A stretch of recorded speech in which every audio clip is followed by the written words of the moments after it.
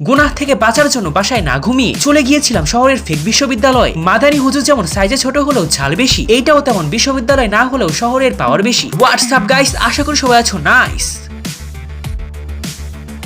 আকাশে অনেক মেঘ করেছে, একটু পরে বৃষ্টি হবে। আমার কি, আমি তো ছুটি কাটাচ্ছি ঘুমিয়ে ঘুমিয়ে, কিন্তু স্বপ্নের মধ্যে 3 ইঞ্চি মাদানি এসে বলছে গুনাহ থেকে বাঁচার জন্য বেশি বেশি বিবাহ করো। মনের কষ্টে আমার ঘুম ভেঙে গেল। ফেসবুক স্ক্রলিং করলেও এখন মাদানি চেহারা দেখতে হবে, এই জন্য চলো ফেক ফরিদপুর বিশ্ববিদ্যালয় থেকে ঘুরে আসি। মাদানি যেমন দেখতে ছোট হলেও ছোট না, এইটাও তেমন বিশ্ববিদ্যালয় মনে হলেও বিশ্ববিদ্যালয় না। ভাবের চোটে মানুষ ভুলেই যায় এটার নামের পাশে কলেজ লেখা আছে। গেটের পাশে আছে একটা ফুলের বাগান, তার সামনে আছে শহীদ মিনার। এখানে পড়ালেখা থেকে প্রেম আর রাজনীতি হয় বেশি। এখন যেখানে দাঁড়িয়ে আছি সেটা এই কলেজের দ্বিতীয় ক্যাম্পাস, মানে কলেজ একটাই কিন্তু ক্যাম্পাস দুইটা। দেখছো এখানেও আছে রফিকুল ইসলাম মাদানির ছোঁয়া। একটা শহরের মধ্যে তো একটা গ্রামের মধ্যে, একটা ছোট তো একটা বড়। প্রথম ক্যাম্পাসটা যেমন প্রেম করার জন্য সেরা, দ্বিতীয় ক্যাম্পাসটা তেমন আড্ডা দেওয়ার জন্য সেরা। আপাতত ঝড়াই সেজন্য সবাই দৌড়ে পালাচ্ছে। বাসার ক্যালেন্ডারেও এখনো 2021 সাল চলছে। পড়ার টেবিলটাও কেমন জানি ফাঁকা হয়ে আছে। এই জন্য বাসায় বসে ছুটি কাটানোর নামে ইনস্টাগ্রামে হাজার হাজার রিলস না দেখে বন্ধুকে বলছি গুনাহ থেকে বাঁচতে বেশি বেশি ঘোরাঘুরি করতে হবে, কারণ বিবাহ করার যোগ্যতা আমাদের নাই। বুঝে না বোকা। এই বিশ্ববিদ্যালয়ের বয়স 100 বছর হয়ে গেছে। এই জন্য 10 তলা শতাব্দী ভবন তৈরি করা হয়েছে। যেখানেই তাকাও সেখানেই একটা ফুলের বাগান আছে। নীল আকাশের নিচে ফুলের বাগান দেখতে ভালোই লাগে। একটা গরিবের টিএসসিও আছে, সাংবাদিক সম্মেলন করার জন্য একটা রিপোর্টার্স ইউনিটও আছে। কিন্তু দ্বিতীয় ক্যাম্পাসটাই তেমন কিছুই নাই, শুধু আছে কয়েকটা ভাঙ্গাচোরা ডিপার্টমেন্ট।